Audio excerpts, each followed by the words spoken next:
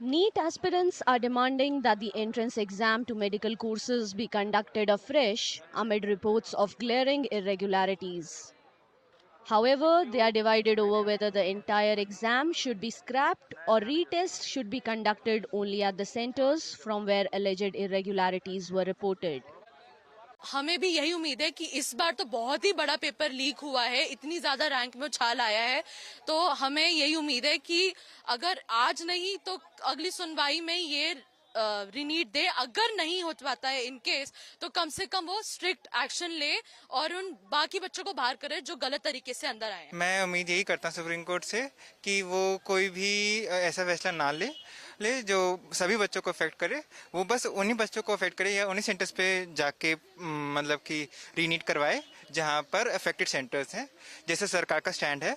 क्योंकि इससे मेरा स्कोर 705 आया है और मैं यही चाहता हूँ कि रीनीट सबके लिए ना हो। The Center and the National Testing Agency, which conducts NEET UG, recently told the Apex Court that scrapping the exam would be counterproductive and seriously jeopardize lakhs of honest candidates in the absence of any proof of large-scale breach of confidentiality. कोई भी clarity नहीं दी गई है। जब sanctity already exam की खराब हो चुकी है, चाहे वो पेपर 100 लोगों के पास ही गया हो, बट उसकी सैंटिटी अब खराब हो चुकी है, तो वो पेपर दोबारा से ही करवाना चाहिए। जी, मेरा सुप्रीम कोर्ट से ये है कि एक बार रीनीट होना चाहिए, क्योंकि मेरा जो रिजल्ट है वो इस साल डाउनलोड नहीं हुआ और ना ही मेरा कुछ मार्क्स आए, ना ही मुझे ओ मार्क्स डाउनलोड हो रही, ना ही कुछ हो रही है। मेरा मतलब कुछ मतलब समझ में नहीं आ रहा। तो मेरा सिर्फ इतना कहना है कि एनटीए ने जो रीनीट करने है वो होनी चाहिए।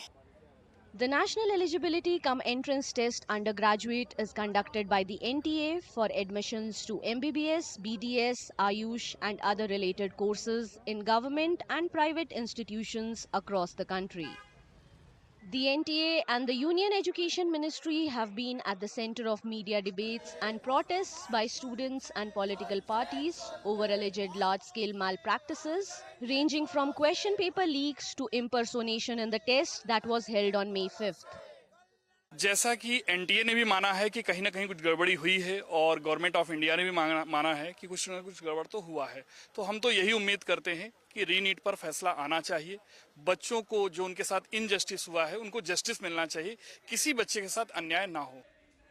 The Union Education Ministry and the NTA have filed separate affidavits in the Apex Court opposing the pleas which have sought scrapping of the exam, a retest and a court-monitored probe into the entire gamut of issues involved.